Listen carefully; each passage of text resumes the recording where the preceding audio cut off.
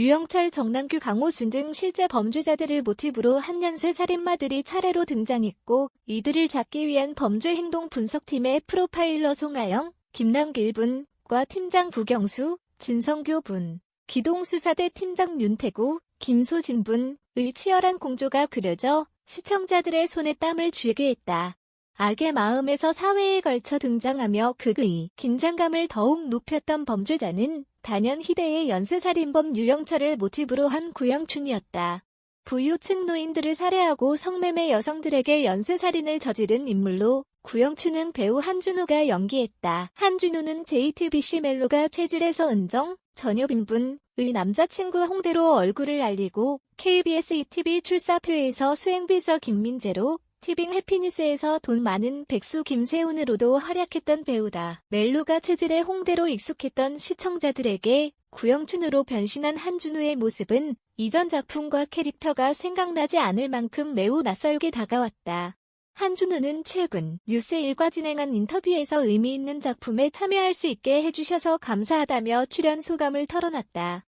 대한민국 국민이라면 익히 알고 있는 연쇄살인범을 연기하는 데 있어 많은 부담감이 뒤따랐지만 악의 마음의 원작자이자 프로파일러인 권일용 교수의 도움으로 캐릭터를 만들어갈 수 있었다고 털어놨다. 그 부담감으로 저절로 살이 빠질 만큼 쉽지 않은 과정이었지만 확실히 한꺼풀 벗겨졌구나라는 느낌과 확신이 든다는 자신감도 내비쳤다.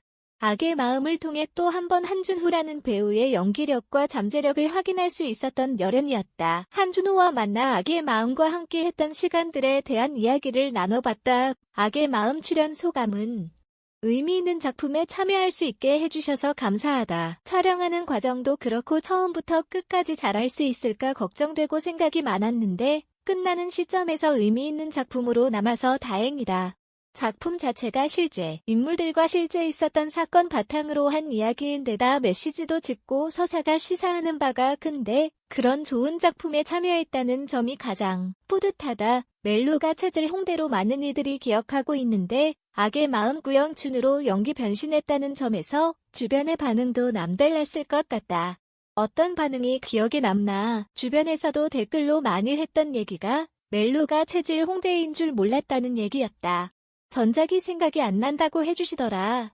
개인적으로는 그게 제일 감사하고 역할에 몰입해서 봐주셨다는 게 다행이라고 생각한다. 알려진 인물을 연기한다는 점에서 부담감도 컸을 것 같다. 처음에 역할을 맡을 때도 도전이 되는 역할이었다. 어려울 걸 예상했지만 실제로도 굉장히 어렵기도 했다. 감독님이나 같이 합을 맞추는 선배님들과의 현장 분위기 등을 통해 도움을 받았다. 특히 김 면담신이 주된 장면이어서 이걸 드라마에서 지루하지 않게 어떻게 풀어낼까 궁금했는데 기대보다 더 잘 풀렸다 생각한다. 캐릭터와 상황의 디테일을 잘 잡지 않으면 안 되겠다 생각해서 디테일을 잡으려 하는 등 이전과는 다른 분석과 접근으로 연기했던 덕분인 것 같다. 구영춘 역의 캐스팅은 어떻게 됐나? 감독님이 먼저 만나보고 싶다고 연락을 주셨다. 오디션을 볼 거라고 생각하고 갔는데 따로 오디션을 진행하진 않았다. 감독님과 대화만 많이 나눴는데 감독님께서 캐스팅 고민을 더 해보고 결과가 어떻게 될지 모르겠지만 연락 주겠다고 하셨는데 바로 연락을 주셨더라. 감독은 왜 한준호 배우를 캐스팅했다고 했나? 제가 출연한 대부분의 작품을 다 봐주셨다고 하시더라. 첫 미팅 때 캐스팅 이유를 담백하게 얘기해 주신 게 이 배우라면 뻔하게 전형적인 연기를 안 하겠다 생각하셨다더라. 실제로도 제가 추구하는 방향이기도 했다. 감독님과 처음 만났지만 손발이 잘 맞겠다. 소통이 잘 되겠다는 신뢰가 생겼다. 맡게 되는 캐릭터가 구영춘이라는 걸 알았을 때 어땠나 생각지도 못했다. 가상의 연쇄살인마가 아니라 실제 있었던 인물이지 않나. 실제로 실화 바탕 이야기를 좋아한다. 실화 바탕의 이야기를 하고 싶다 했는데 처음부터 하게 된 역할이 역할일 줄은 몰랐다. 어떻게 보면 묘하기도 했었다.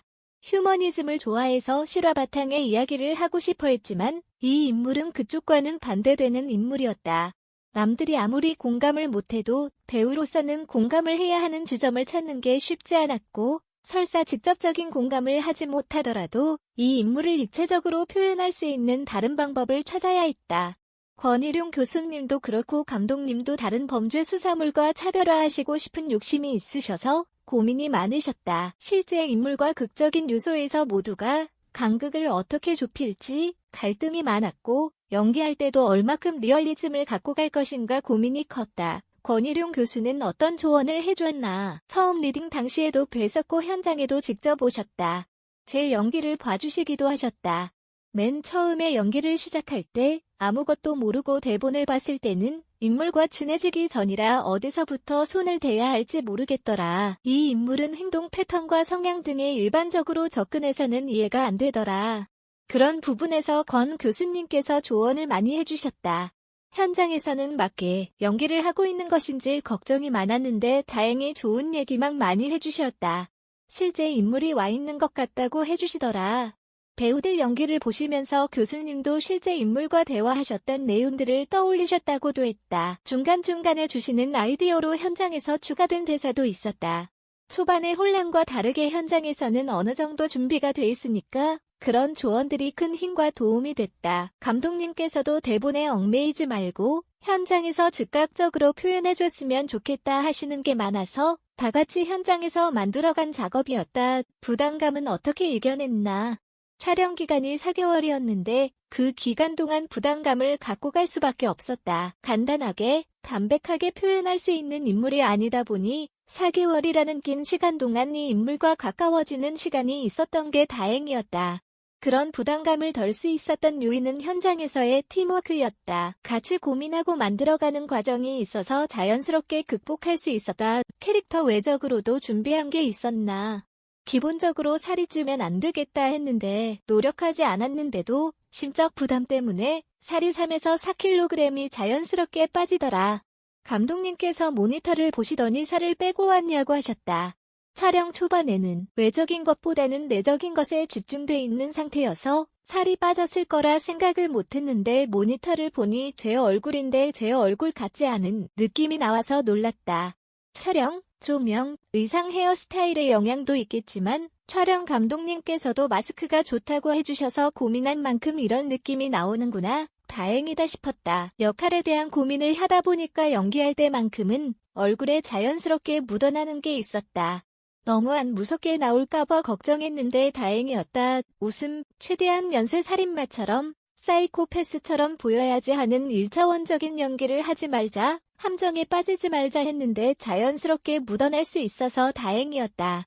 인터뷰에 계속 닿는 호러살과로